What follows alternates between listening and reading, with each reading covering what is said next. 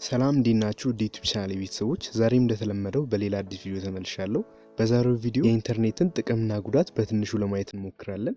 ከዛ በፊት ግን ለዩቲዩብ ቻናል አዲስ ከሆናችሁ የዩቲዩብ ቻናሌን ሰብስክራይብ በማድረግ የቤተሰብ አባል መሆን ትችላላችሁ።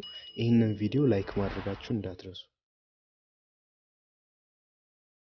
በአለማችን ላይ የሰው ልጅ ኑሮ እጅግ በጣም ከቀየሩ ነገሮች ውስጥ አንዱ ኢንተርኔት ነው። በ2020 እንደወጣው መረጃ በአለም ላይ 4.5 ቢሊዮን የሚሆኑ ህዝቦች ኢንተርኔትን ይጠቀማሉ። ይህም በአለም ላይ 60% የሚሆነው ህዝብ ኢንተርኔትን ይጠቀማል እንደማለት ነው። በአለማችን ላይ ካሉ እጅግ በጣም ጠቃሚ ከሆኑ ነገሮች ውስጥ አንዱ ኢንተርኔት ነው። ነገር ግን ጉዳቶችም እንዳሉት ይታመናል። በዚህም ቪዲዮ የኢንተርኔትን ጥቅምና ጉዳት እናያለን። ከጥቅሙ ስንጀምር የሰው ልጅ ኢንተርኔትን መረጃ ለማግኘት ይጠቀማል። በአለም ላይ ከሞላ ጎደል ሁሉንም መረጃ ኢንተርኔት ላይ ማግኘት ይቻላል። ይህም የሰው ልጆች ከቦታ ቦታ ሳይንቀሳቀሱ በኮምፒውተራቸው ወይም በስልካቸው ብቻ መረጃዎችን ለማግኘት ያስችላቸዋል። በአለማችን ትልቁ የሰርች ኢንጂን ጉግል ሲሆን በመቀጠልም ቢንግ ከዛ ያሁ ያሉ ይቀጥላል። እነዚህን ተጠቅመን መረጃዎችን ከኢንተርኔት ላይ ማግኘት እንችላለን። ይህም የኢንተርኔት የመጀመሪያው ጥቅም ሲሆን በመቀጠልም ሰዎች ኢንተርኔትን ኦንላይን ለመገበያየት ይጠቀሙታል። ይህም ሰዎች የትም ቦታ ሳይሄዱ እቃዎችን ለመግዛት ያስችላቸዋል። ዲጂታል ማርኬቲንግ በኢትዮጵያ ውስጥ የተለመደ ባይሆንም በአሁኑ ጊዜ ግን የተስፋፋ እንደሆነ ይታወቃል።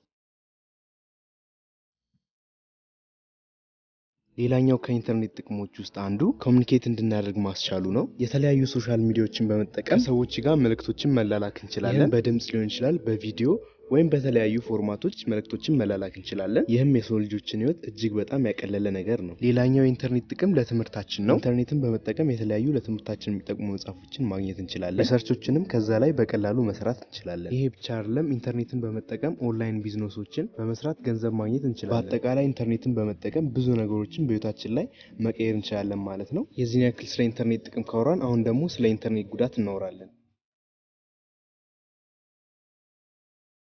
ኢንተርኔት በጣም ብዙ ጥቅም ቢኖረውም ጉዳቶችም እንዳሉት ይታመናል። ከጉዳቶቹም አንዱ ኤክሰርሳይዝ ባለማድረግ የሚመጣ ችግር ነው። ይህም ብዙ ሰዎች ለረጅም ሰዓት በመቀመጥ ኮምፒውተራቸውን ይጠቀማሉ። በዚህም ሳቢያ ለተለያዩ በሽታዎች ይዳረጋሉ። ሌላኛው የኢንተርኔት ጉዳት በትምህርታችን ላይ የሚያመጣው ተጽዕኖ ነው። ይህም ተማሪዎች ብዙ ሰዓታቸውን ኮምፒውተራቸውን በመነካካትና ስልካቸውን በመጠቀም ብዙ ሰዓታቸውን ያሳልፋሉ። በዚህ ምክንያት በትምህርታቸው ዝቅተኛ ውጤትን ሊያመጡ ይችላሉ። ከዚህም አልፈው ለኢንሶሚያ ወይም ለእንቅልፍ እጦት በሽታ ይዳረጋሉ። ሌላኛው የኢንተርኔት ጉዳት የሳይበር ጥቃት ሲሆን እኛ ኢንተርኔትን በቀጥተኛ መንገድ እንደምንጠቀም ሁሉ ሰዎችን ለማጥቃት ኢንተርኔትን የሚጠቀሙ ሰዎች አሉ። እነዚህም ሰዎች ስልካችሁን ወይም ኮምፒውተራችሁን በመጥለፍ የተለያዩ መረጃዎችን ከናንተ በማግኘት ገንዘብ ይቀበሏቸዋል። የተለያዩ ትላልቅ ካምፓኒዎችም እንደዚህ አይነት ጥቃት ይደርስባቸዋል። በአለማችን ትልቁ የሃከሮች ግሩፕ አናኒመስ ይባላል። ሌላኛው የኢንተርኔት ጉዳት የተለያዩ ፖርኖግራፊክ ኮንቴንቶችን በመያዙ ነው። ይህም ህፃናት በእድሜያቸው ማየት የሌለባቸውን ነገር እንዲያዩ ያደርጋቸዋል። በአጠቃላይ ኢንተርኔት ጥሩ ነገሮችን እንደያዘ ሁሉ ጎጂ ነገሮችንም አንድ ላይ የያዘ ነው።